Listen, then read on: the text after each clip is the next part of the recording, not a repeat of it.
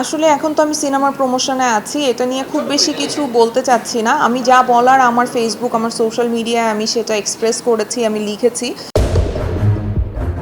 চক্র প্রথম সিজনের সাফল্যের পর এবার ঈদুল ফিতরের দ্বিতীয় সিজন চক্র 2 নিয়ে আসার আনুষ্ঠানিক ঘোষণা দিয়েছে প্ল্যাটফর্ম আইস্ক্রিন। 2007 সালে সেই চাঞ্চল্যকর ঘটনার সঙ্গে শেয়ার্ড হ্যালুসিনেশনের মতো মনস্তাত্ত্বিক বিষয় মিশিয়ে আবারও দর্শকদের সামনে হাজির হচ্ছেন আজমেরী হক বাঁধন ও ভিকি জাহিদ।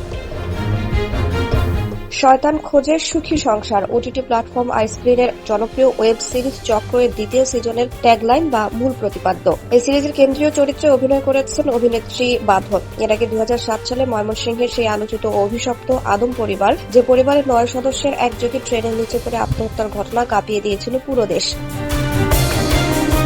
সেই রহস্যময় ঘটনা কেন্দ্র করে ভিকি জাহিদের নির্মিত সিরিজ চক্র এবার ফিরছে তার দ্বিতীয় কিস্তি নিয়ে। সম্প্রতি সামাজিক মাধ্যমে এক রহস্যময় পোস্টের মাধ্যমে বিষয়টি নিশ্চিত করেছেন অভিনেত্রী আজমেরী হক বাঁধন। প্রথম সিজনের রুদ্ধশ্বাস গল্পটির শেষ থেকে আবার শুরু হওয়ার ইঙ্গিত দিয়ে তিনি বলেন, প্রথম সিজন শেষ যেখানে রহস্য শ্বাসরুদ্ধকর অবস্থায় পৌঁছেছিল, ঠিক সেখান থেকে আবার শুরু হচ্ছে নতুন এক সাইকোলজিক্যাল গেম। অভিনেত্রী বলেন, শেয়ার্ড হ্যালুসিনেশনের আড়ালে লুকিয়ে আছে আরো এক ভয়ঙ্কর কোনো সত্য।